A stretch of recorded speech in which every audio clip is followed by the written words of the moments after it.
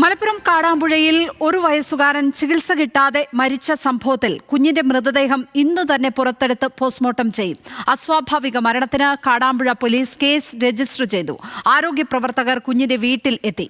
അന്വേഷണത്തിന് ശേഷം ജില്ലാ മെഡിക്കൽ ഓഫീസർക്ക് പ്രാഥമിക റിപ്പോർട്ട് നൽകും. ശാന്തകുമാർ വെള്ളാലത്ത് ചേരുന്നു വിവരങ്ങളുമായി. ശാന്തകുമാർ, എപ്പോഴായിരിക്കും കുട്ടിയുടെ മൃതദേഹം പുറത്തേക്കെടുക്കുക?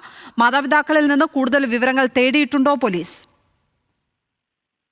ഈ മരിച്ച കുട്ടിയുടെ പിതാവ് നവാസിൽ നിന്നും കാടാമ്പുഴ പോലീസ് മൊഴിയെടുത്തിരുന്നു. ആ മൊഴി എടുത്തതിന് ശേഷമാണ് അസ്വാഭാവിക മരണത്തിന് ഇപ്പോൾ പോലീസ് കേസ് രജിസ്റ്റർ ചെയ്യുകയും ചെയ്തിരിക്കുന്നത്.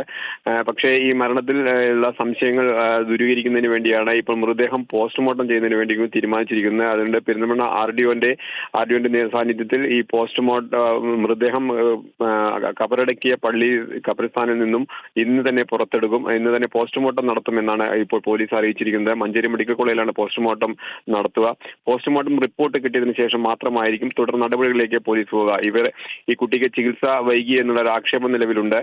അത് ശരിയാണോ, അല്ലെങ്കിൽ കുട്ടിക്ക് മറ്റു അസുഖങ്ങൾ എന്തെങ്കിലും ഉണ്ടായിരുന്നോ, ഏത് രീതിയിലാണ് കുട്ടി മരിക്കാനുള്ള കാരണം എന്തായിരുന്നു എന്നുള്ളതെല്ലാം പോസ്റ്റ്മോർട്ടം റിപ്പോർട്ടിന് ശേഷം മാത്രമേ അറിയാൻ കഴിയൂ എന്നാണ് പോലീസും പറയുന്നത്. അതിനുശേഷം മാത്രമായിരിക്കും തുടർ നടപടികളിലേക്ക് കടക്കുക. ലക്ഷ്മി.